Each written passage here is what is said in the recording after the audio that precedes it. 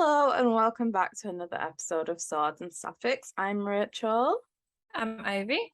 And this is where we talk about all things queer, feminine, and it may include sharp objects.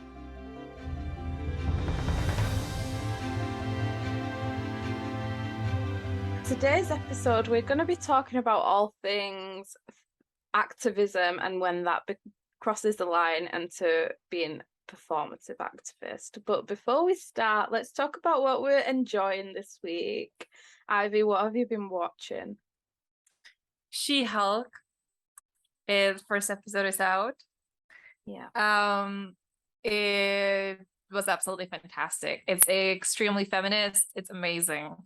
Without trying not to spoil anything, there is a scene where it's really beginning of how she turned into Hulk, and now Bruce is there helping her control her anger, and she says, you don't get it, I do it every day. Not to when I get catcalled, when someone out of my field is explaining it to me. And it was very extremely powerful moment to me, because that was really it. And she got angry at him for really explaining anger to her, even though she as a woman is angry every day. And she even mentioned I have to control it so I literally don't get murdered. And it was really amazing. That's interesting because when you think about it, there's always these reasons why men are angry, but they're not embedded reasons. Like something will happen to someone they love or something bad will happen to them, but women's anger is so much more general than that because it does happen every day. I like that. Yes. I remember, I don't know, there was some picture or quote, I don't know from where it came from, but someone said, be happy that women want equality and not revenge. And that really just, I kept thinking about that during this scene in particular, because I didn't even think about it that deeply. I know that I'm scared outside, I know all that, but I never realized how angry I am. And that's really, it just, it really hit me. I feel like the older I get, the more I realize it. I remember feeling just completely defeated after the overturning of Roe versus Wade and just realizing that it never really stops. There's always this anger, but also depression, because we just live in a society that wants to just take away women's rights and oppress us. And it's not a lot of frustration, because there's very little you can actively change by yourself. Yeah, exactly. She's a lawyer, right? So hopefully they explore that more. Yeah. I mean, the show is called She-Hulk, the Attorney at Law, so something. So there's, even in the first episode, because She-Hulk breaks fourth wall in the comic books and even in the show. So she even started this off as this is a lawyer show. This is a show about lawyer. So I'm very excited about that more. Yeah. She turned into She-Hulk in a courtroom, and was quite powerful. Yeah. I must say, I discovered Tatiana Maslany on Orphan Black, and she is just such a good actress. She carried that entire show by herself, literally. Every character was played by her. It was such, you should watch it. It was such a good show. It was about clones who ended up becoming aware that they were clones. They didn't know they were raised with a normal life, but each character had its own quirks. And there was a trans character in there. She played a trans man as one of the clones, and there's a sapphic couple, Delphine and Cosima, and it was such a good show, and it's not talked about enough still, I feel. I went to rewatch it and it was no longer on Netflix, so I'm still dealing with the fallout of that. It hurts. I understand. Maybe I should, because I really adore her. I first time I met her in Parks and Recreation. She was a guest star for a few episodes, and she was a doctor, and she was very hot. And the thing that really struck me was her teeth. I'm obsessed with it. And she, like, when she smiles and shows her teeth, it's like there was something about it that made me feel a certain way.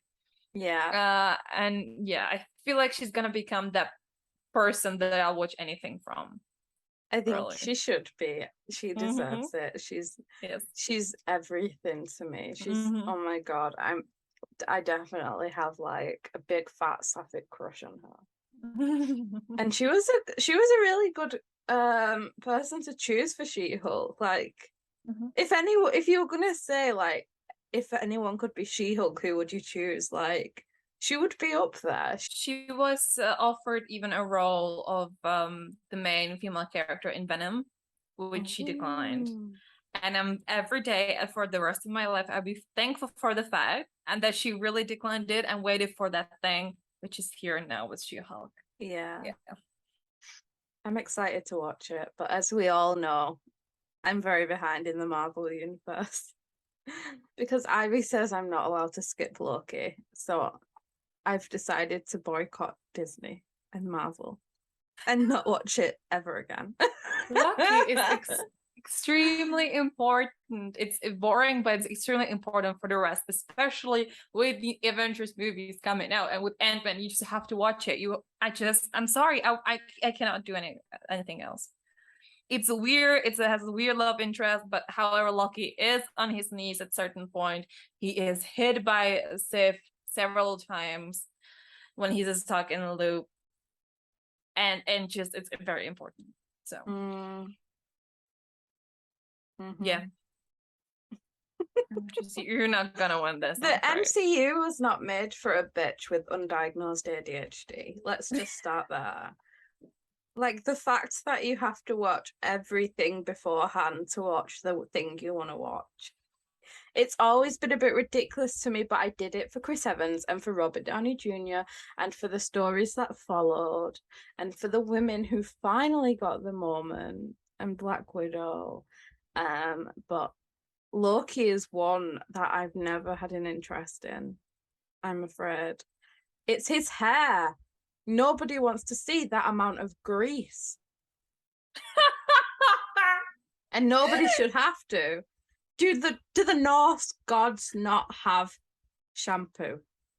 He's technically not in the MCU. He's not a Norse god. He's a ice giant.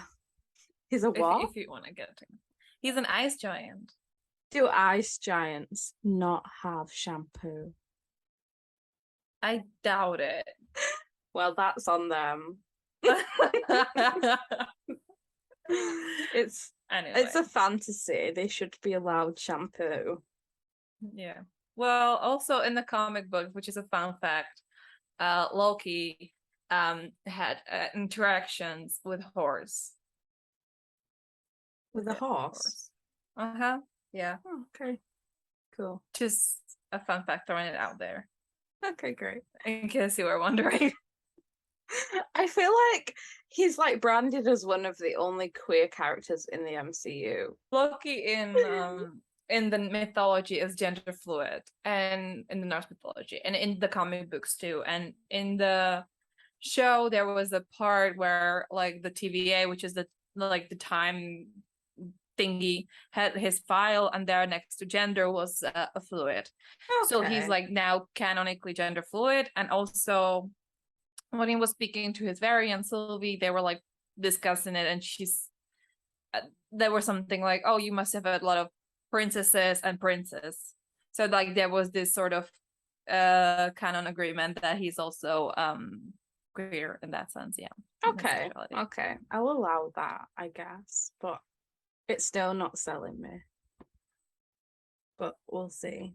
Yeah. Anything else that you've been watching? Today I started Station 19, which is a firefighter drama show, extremely dramatic. It's actually spin-off from Grey's Anatomy and that thing. I cannot pronounce it. Yeah. And even in the first episode, there was a slight crossover. And I was a little worried. I didn't know it was like spin-off from Grace. With Grace, I'm a little worried because I've seen some very insane scenes that it would be too much for me. However, this is the same. It's just incredibly insane. Like in the second episode, there was a 13-year-old girl who gave birth at her school. And then there was some invisible fire that you could see only in the dark. And that was in the matter of one day in the show. Yeah. So that felt very insane to me. However, I'm fucking eating it up. It's so good. Grey's Anatomy is branded as a melodrama, so like it doesn't surprise me. There have been some crazy days.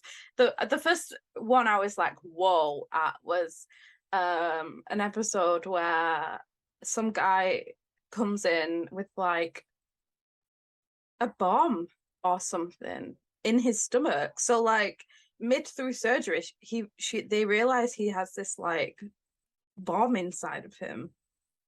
Okay.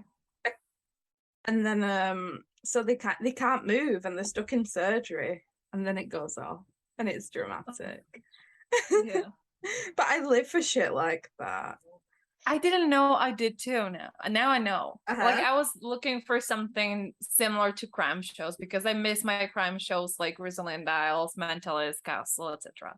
Yeah. And nothing new really just strikes me as yes, I'm gonna do because it's gonna be similar to this. So I keep rewatching Resilient Isles and The Castle every year. So I wanted to start this, and there is another like firefighter show with Rob Lowe and Liv Taylor. I cannot remember the name. So I started this, and now I know that I'm gonna eat up anything that give me. I have actually one more show that I forgot to mention. It's also on Apple TV. It's called Lut. It has Maya Rudolph as the main character, and I think I mentioned it like a few episodes before. And it's about like she's the fourth most rich woman in the world. And now after her divorce, she went to do more work at her charity that she really didn't even know she had. And it's really good. It's really good. They really tackle the fact that like billionaires should not exist, and this like too much of a wealth, and how we can actually do so much more help than if one person owns it, and really just yeah, it's really good. I recommend it. I was a little skeptical because I don't really need to watch rich people enjoy their money, but yeah, it's really good. It's on my list, as is everything from Apple TV. Yeah, it's all on my list. Yeah. So let's get into the subject. Who do you think of when we say like performance activism?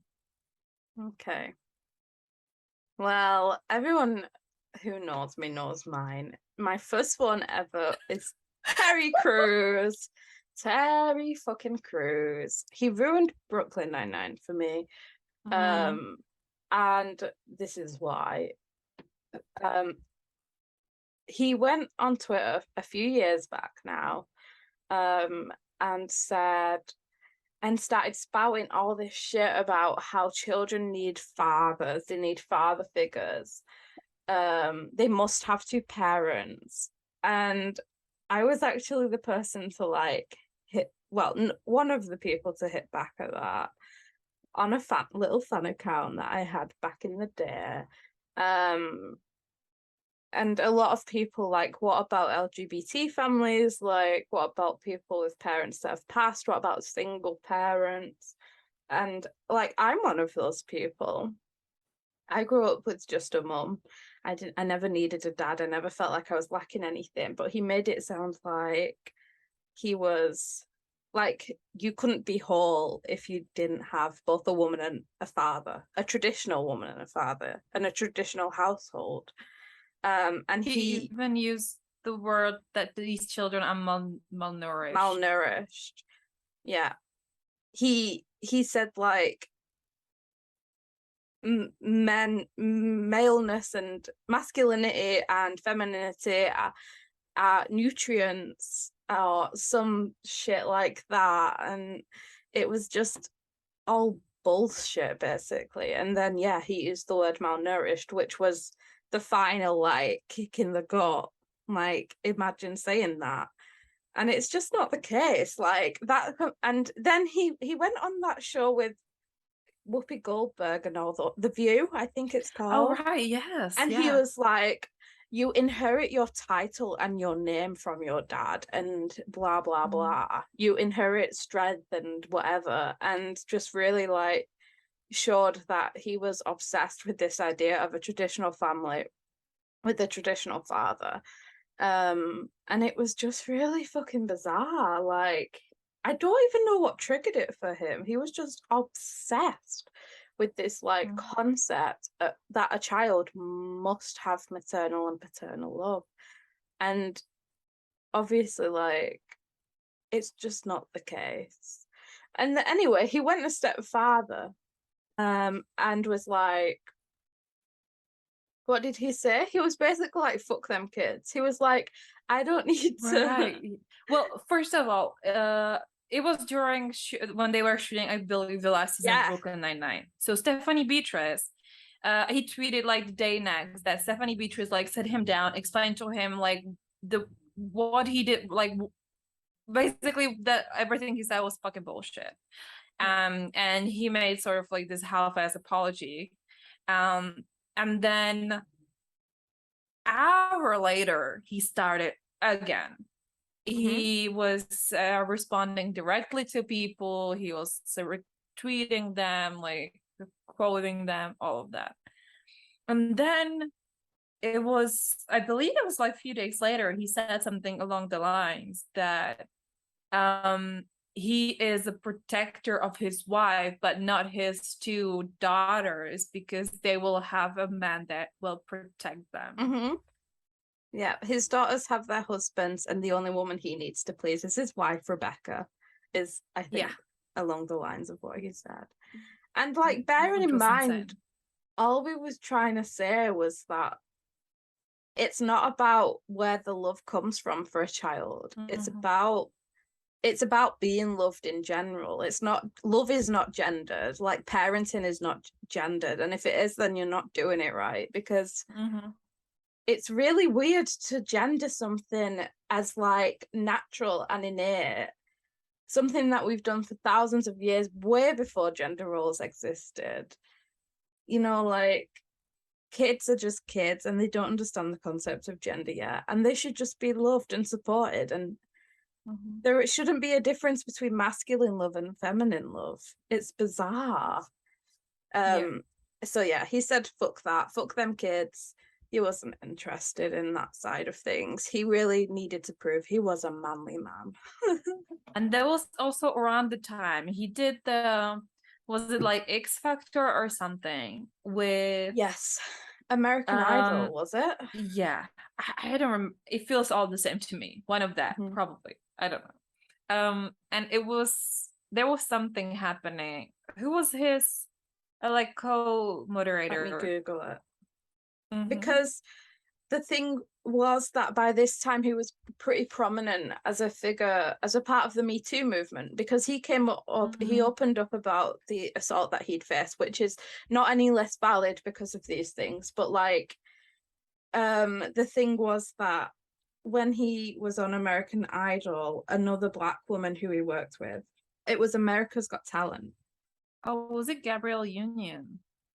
Yes, that sounds familiar.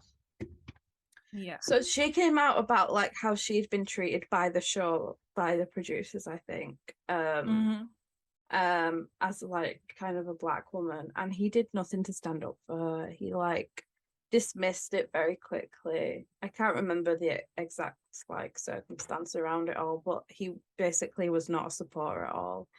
And that's why I think of him when I think of false activism, because he did it for himself. when it was necessary for the Me Too movement. And of course he was praised for that, as he should have been, because he was a Black man who came out about sexual assault, being a victim of sexual assault. But then that was his only focus. He never stood up for Black women going through being treated the way they were treated, because Me Too isn't just about sexual assault. It's about injustice in gender inequality.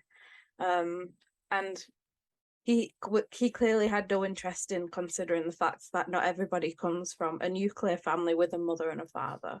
How about you? Who do you think of when you think of performative activism? I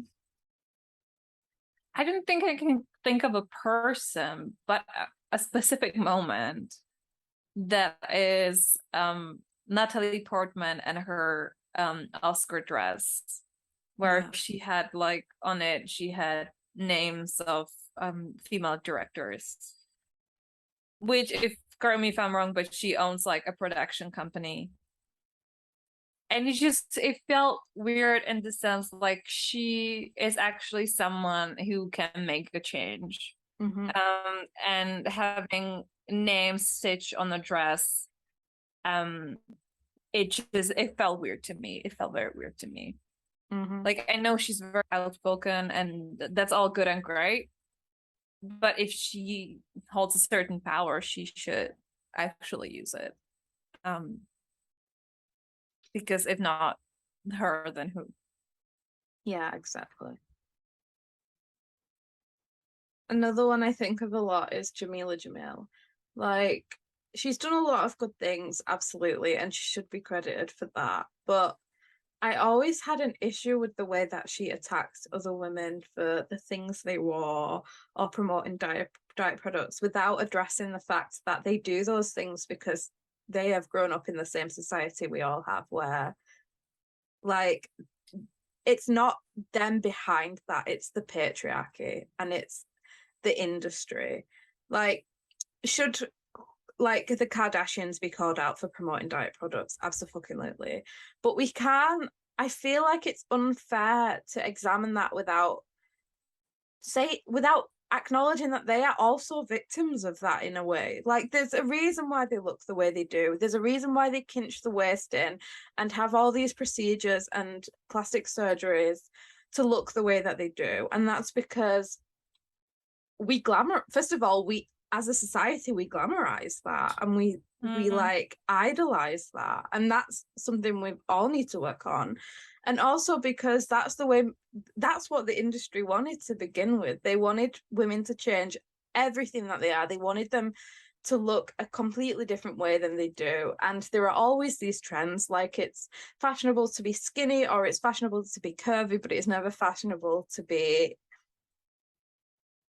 stand on the outside of that, whether you're like plus size or, you know, your curves aren't proportionate, things like that. So I don't know, I feel like she never acknowledged that. She claims to be a feminist. Her activism was always with women, but the way that she went after individuals in the industry instead of looking at the bigger picture kind of irked me in a way. Like, what she was saying was right, but it was a very like single-minded view and not something that will help in the long run. And another one of the best examples I can think of is she criticized a celebrity, for wearing a corset on a red carpet. But the week before, she'd been wearing a corset and posted a picture of it when she was filming The Good Place. So it was a few years back now, but I still remember it because it was just the hypocrisy of that. Yeah. And up until recently, I'm sure she had something along the lines of feminist in progress in her Twitter bio, which is not a thing. She has it still in her Instagram bio. Okay. It's not a thing. Like, you're either a feminist and you're not. And yet we were all still learning about that. But my issue with her was always the way that it didn't feel like feminism to me. It didn't feel like she was empowering women. It felt like she was searching for women who she could blame for a problem that actually we like none of us ever caused. It was there long before the Kardashians were alive. Like, Yeah, I have a big personal issue with Kardashians. Like I Mhm. just I have I don't think I personally can say anything good about them. Like I know there are good things. I know there are people, I get that they had they're also, like as you said, victim of this system that is set up. However, I'm just everything they do, everything they say, it just as it pisses me off should. But we made very them much so. famous. We made them Yeah, and famous. that's again like that's one of the again that's an enormous issue that I have. Like in general, like the whole celebrity culture Hmm. is just weird to me. Even though like I'm part of it, like I know I too have like celebrities that I know I'm putting them on the pedestal, but it the whole like blindness into following a certain person, it's Hmm. just so cult like and Yeah. religious like. The amount of women who like and got like those waist trainers or like detox teas or had lip fillers or dyed the hair to make like just to always look like it was a lot always Kylie. It felt like most of the time Kylie Jenner like was at the forefront of that when I was growing up anyway. Like it, Mhm. I never noticed these things before, and then they like started being introduced into our culture, and they were always at the forefront of it, the whole family. But we Yeah, made them famous and we glamorized that, and we never thought about how harmful it would be. I I feel at the beginning I never really got them. Like I never understood why they were famous and why their show was so successful. And it was because of another like issue, and that was I was very young when it came to like my attention that the reason they're famous is because Kim's sex tape, Mm. which of course is another whole issue of how it got out, etc. And instead of using it for the bad, they used it for to benefit from it. Yeah. Which back then it was I have very that misogynistic way of thinking that like how could she do this? Like I really blamed her in that sense. Mm. And that was really so I because of this, I never really fell for what they were selling. Mhm. Yeah. And now I it's just it's really it's angering me a lot. Yeah.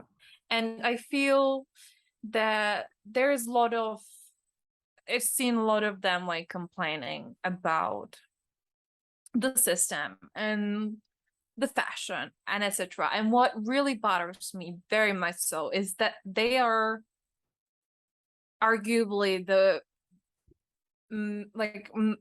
biggest influencers in the world, and Yeah. they could be doing so much change, Hmm. and they Yeah. could change this system that is hurting them too, Yeah. but they're choosing not to, and they're choosing instead to take promotions to sell some tea, or there were the lollipops and etc. And that's what bothers me a lot. Hmm. I get Yeah. that they're victims too, yeah, that's not arguable. However, what they have the power to change it, and it's exactly like if these people cannot do it, then Hmm. who can? And like adding to that as well, the way that they've appropriated Black culture through the years, like Black appearance, like I thought they were Black until a few years ago. I really believe that. I thought they were at least like mixed race, like, and Yes. also like a few of them have like married Black men, but they've never said a thing about like racism or like called it out when it's important, and Mm. that's another thing. Like they're quite happy to try to pass as a Black person when they're not. They're happy Mm-hmm. to tan, and they're happy to like have wide hips and bigger lips, but they when it comes to it, they have nothing to say about injustice and things like that, and that's a huge problem. And not only that, but like the thing that came out the other week about Kylie Jenner taking like 10-minute um private jet flights, like 3 minutes. three I could minutes have taken by a car like 40 minutes. It's a ridiculous. Like you said, they are the biggest influencers in the world, and they have chosen to do nothing productive or helpful in society to show that.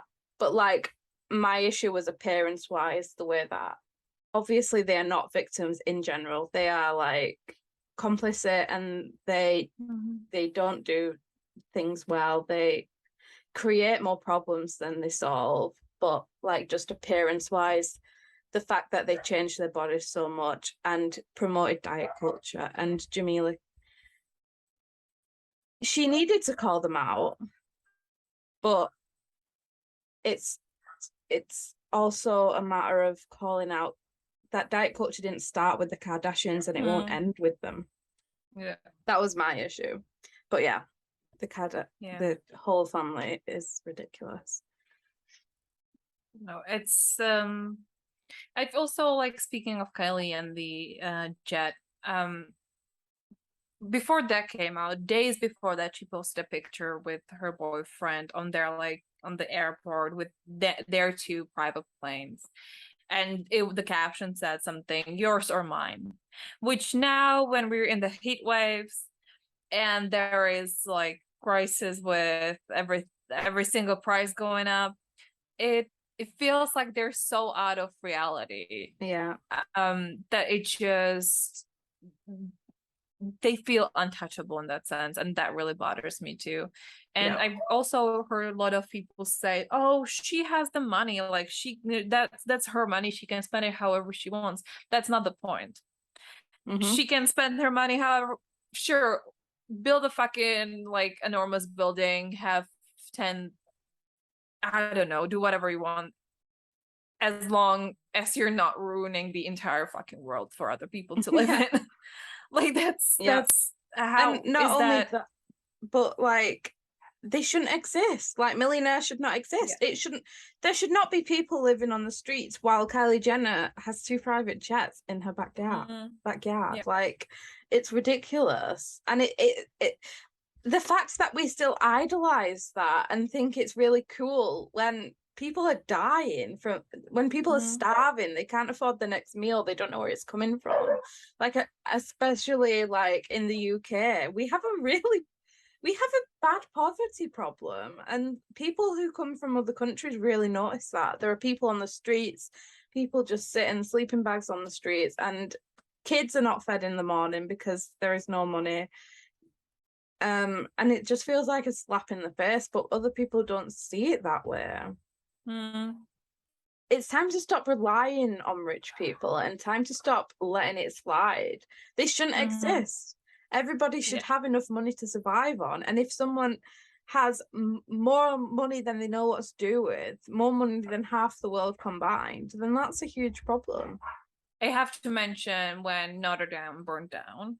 And I remember article coming out saying that the amount of money that came from all the donation could fix climate change. Yeah. It was a terrible shame, but there are people dying still.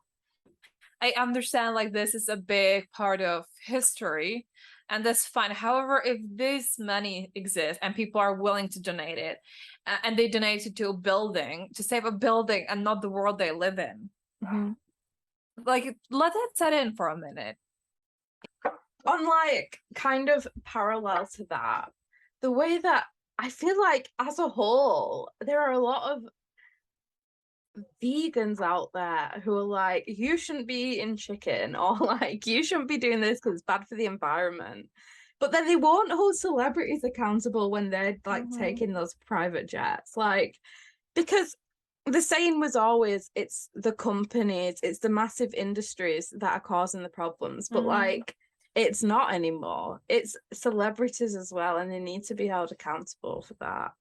Like, I feel like a lot of times when it comes to things happening, activism, etc., every single time I go on Twitter, I see at least one person say, "Oh, why aren't you tweeting about this? Why aren't you talking about this?" And we're still keep blaming, like, people like us, normal people, that just trying to get through their life, instead of holding accountable the billionaires and biggest companies in the world that are causing all of these issues, and we're here drinking with a fucking paper straw, and like Kylie Jenner is taking 3 minutes flight, and Taylor Swift is doing the same thing. Let's not forget that. Like she had the most, what was it, like she did the most like flights in a month out of all people in the world on her private jet. It was like 20 something days out of the whole month. 24 days, I feel like it might have been. And she was not even on a tour in the pandemic. Where were you going, Uh-huh. Taylor Swift? Share your fucking secrets. Speaking of Taylor Swift, there's like also a big issue with her is there's also a little bit of that performance. Yeah.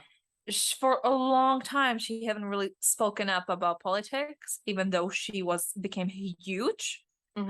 And she did the whole documentary where she talked about it, and it felt like she really started to care and did so openly. And now she is in a movie with a director that is accused of some assaults. I don't remember the details, together with Margot Robbie and other big names. And then it feels that these people are now speaking out when it's useful for them. Yeah, convenient. And the amount of people that she rallied on her side when the whole like copywriting and when her work was being stolen by Scooter Braun, like everybody was supporting her, everybody was for her. But then just as quickly as she creates that community, she steps all over it by supporting things like that, by killing the environment. Like it's very interesting to see, but it's also strange because it must mean that they are driven by money, because like if you really cared you wouldn't do it, and you have enough money already. So why do you need more? Why do you need that much money that you would go against like morality to get it? That you would work with abusers and assaulters to get that? It's interesting. I would love to understand what they think about that and how they sleep at night. Same. I understand the fear of like losing all of it, but at some point you have to have enough savings not like to live the rest of your life. And people would never stop streaming Taylor Swift, and she owns that music now. She made sure that she owns that new music now. So it's very strange. I've always felt like that with Taylor Swift, especially. It's very like white feminism. Like she will stand up when she feels like it, but most of the time she's very silent on these things. And it annoys me. People call her like a queer icon. She's for the queer people. She's not. She's never like stood up and like supported queer people. She's never made a song about queerness, but people attach this idea to certain songs that she's written that they're queer, and they're not. They're all about men. Like it's just very, and that's okay. But there is a difference. Like let's take like Lady Gaga there. She like that's gay. That's an icon for queer people. Yes. Absolutely. It's time to like start holding them accountable. If they are not doing the most that they can do with the money and the resources and the platform that they have, then they are not worthy of celebrity status, and they're not worthy of being idols. I feel I've seen a lot of people say like they should have their own privacy, and that's all fine and agreed. However, I do feel they owe people a certain transparency when it comes to their beliefs and values. Because we're still the ones that give them money and that are making them into billionaires, and have like we are supporting their livelihood. And we deserve to know if they even believe that we should exist as queer people, or if they think like we should go the like conversion therapy or die, or that just we don't exist, period. We deserve to know that. We deserve to know who we're supporting actively. And that's like one of the greatest issues I had in the Marvel fandom with Chris Pratt.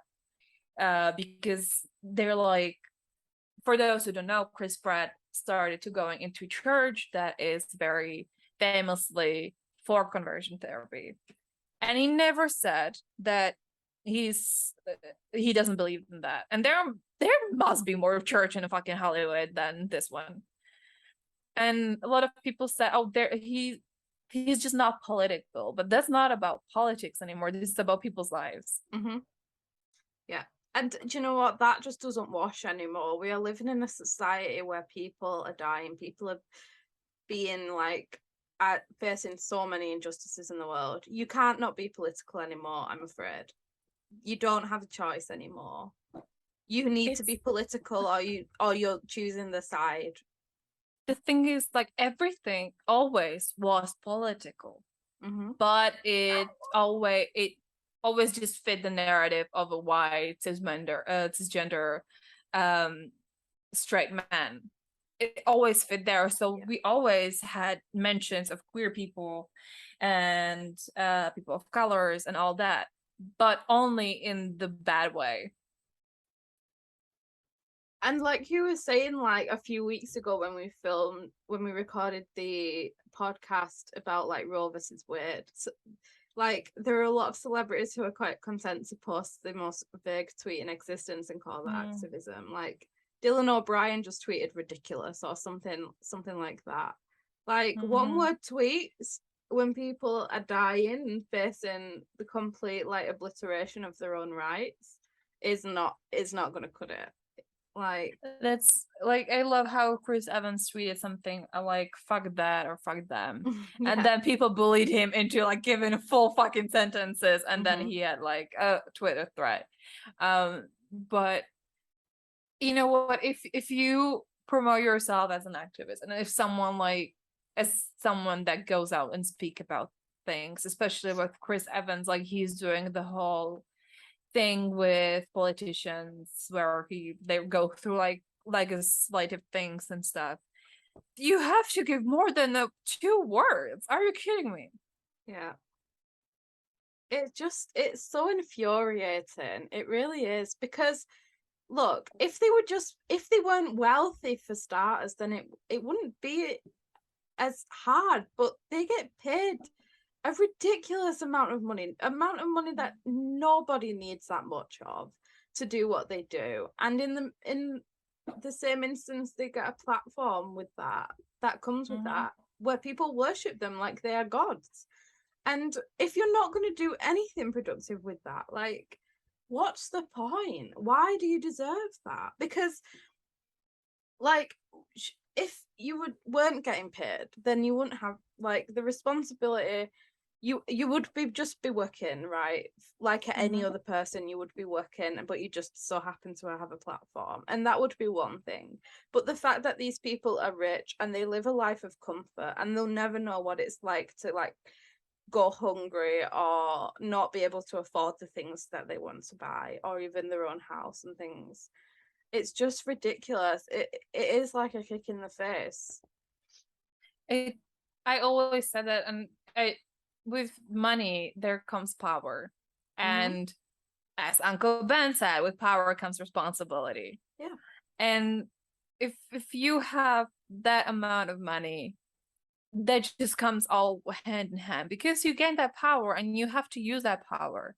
And it's up to you if you're going to use it to bad or good. And if you're not going to use it at all, then be ready for people to say something, as they fucking should. Yeah. Which also reminds me of like when Daniel Radcliffe came out about the problem with J.K. Rowling. Like, she's heavily transphobic. She is actively transphobic. She doesn't do it ignorantly. She does it. She's very aware of the fact that she spreads a lot of hate throughout like her community, and people really feed off it and think it's fine because of that. Like, she is the opposite of an activist. She is spreading like poison into society. And Daniel Radcliffe was probably one of the only actors from Harry Potter who said, I don't support her. I don't share her views. whereas others have been very ignorant of it, despite the fact that they've worked with her and are always going to be associated with the name. That's the thing, like, especially with Emma Watson, she's very outspoken too. And I feel like the whole trio and few other people came out when it got like really, really bad, when she actively started funding certain groups that are very transphobic. But what really just pissed me off was when they returned for the Harry Potter special. Yeah, which I understand in the way like it's their history and sort of family, but it's still something. They will give her more money that she will use to fund these groups. And you can say one thing and then do other. Yeah. Like there are other ways to meet these people and make money off of it without having her there and the name of the franchise there with it. Absolutely. If you're gonna support Harry Potter, like you need to, like, obviously we all have books that we grew up with that have a very special place in our heart, but like there is a difference between supporting them publicly, knowing that the author is seriously like, it's not a light subject, it's not just problematic, she's seriously damaging society and trans lives with this like ideology that she spreads, and she does it constantly. And that was actually the same problem I had with Terry Crews in that regard, because you can tell when someone's doing it purposefully, when they are not being ignorant, they are purposefully trying to hurt people. They know what they are saying hurts people's lives, it damages them, and it spreads misinformation and toxicity and perpetuates hatred that we are trying to fight. That's when it becomes a real fucking problem. And it's not enough to just say, oh yeah, she's silly, like she's a bitch, she should just be ignored, because it's past that. Also, in her specific case, you cannot separate her and her books. Absolutely not. First of all, like, she's writing under a pen name that was, it's like Robert something. Yeah. That was a real man who did a conversion therapy. Yeah. That is a real person, and she used that name. And in that particular book, she wrote a murderer that killed his victims when he dressed as a woman. Yeah. I feel like people don't realize this because it's in this like internet space. It's not like physical thing that you can see at the moment, that it can actually kill people. Like you can physically affect other people that you don't know about, and you might never know about it. Yeah.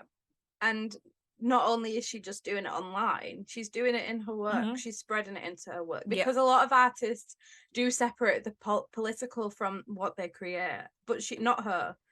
She wants it. She spreads it into every aspect of what she does, and she still gets paid for it. And also the fucking irony that like she hates trans people but is willing to write under a male name. That's not very womanly of her, like, air quote. She's obsessed with this idea of womanhood. I really love that she came out that it's her when the book was performing very poorly. Yeah. It was first few weeks, like it was just a pen name, and then she was like, oh, it's my book, by the way, because it was just terrible. Yeah. And that's the problem. And the thing is, you never know who's struggling with that. You never know if someone is trans or they're they have a family member who is trans, and it's a sensitive topic. And if you just bring up Harry Potter and admire it and love it the same way you always did, knowing what you know, that's a problem for trans people. That's you're still promoting it, you're still supporting it outwardly. You can keep the fucking books, you can read about your wizard boy all you want, but like, don't do it in front of other people, or at least show awareness that though you may love the books, the author is a piece of shit. Yeah, I feel like that's exactly the reason why we said it like in that previous episode. If you read something, if you consume something, you just have to look at it critically.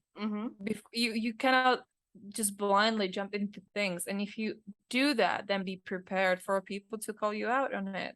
Yeah. And be glad that you have these people that call you out on it, honestly. Yeah. I'd rather be called out on that than just be ignorantly or knowingly hurtful to other people. Yeah. You did it to me the other day and I was glad for it, because I liked a tweet from Andrew Tate, who at the time I did not know was a fucking poisonous, awful man, like trying to spread male violence and stuff. Because he tweeted something stupid about pizza crust, and I was like, I agree with that.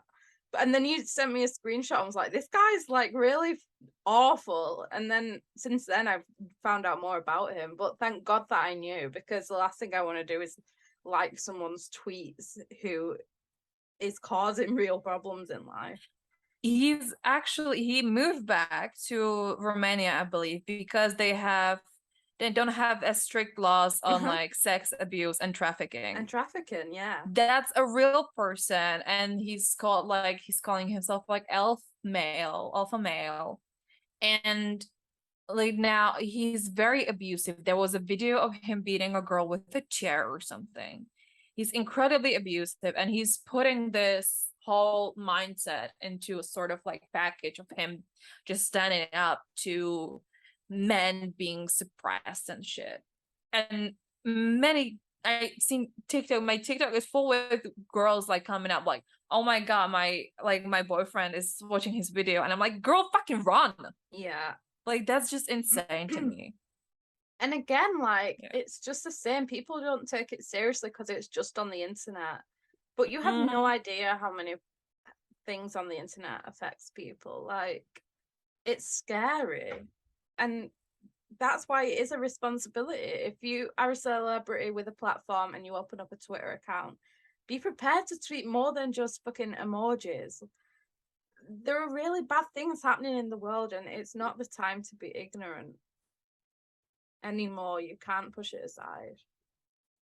I understand that it can be overwhelming. I feel like we all struggle with that. That sometimes it's just so much that you have to take a step back to really save yourself, because it is hard, it is difficult, and now you have access to the information, and that's great, but also again it can be extremely overwhelming.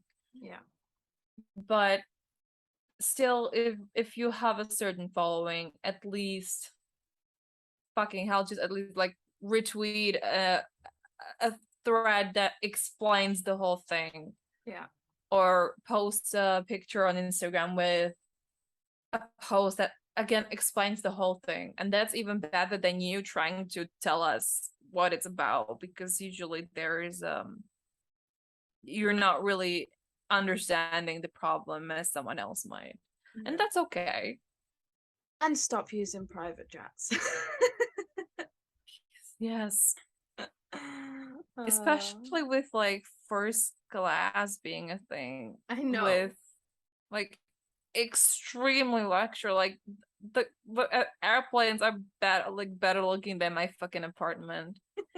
And they have like a whole room on those first class. Like, it's just insane to me. People were defending Taylor Swift by saying she has a stalker, and it's like, okay, so we should all just burn alive from climate change because Taylor Swift has a stalker.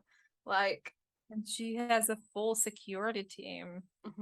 We're like, that's the thing. Like, people with wealth willingly make everything convenient for them, but it's not convenient for us. It's killing us.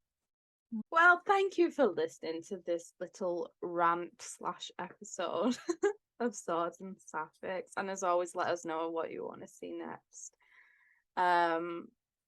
But remember to always support women's rights. But most importantly, support women's wrongs. Unless they are killing the universe. Yes, with their private fucking jets. Or supporting diet culture. Yeah, don't support that. No, support women going on a killing spree. Yeah, that's fine. I haven't seen Taylor Swift have one dagger even once. So she kills the world and doesn't even give us a woman holding a dagger in return. Honestly. Come on. That isn't Do the type better. of woman we're supporting No. at the moment. No. Support women's rights, but also hold bitches accountable. That's yes, absolutely. Precisely. Okay. Well, I guess we'll see you later, alligator. In a while, crocodile.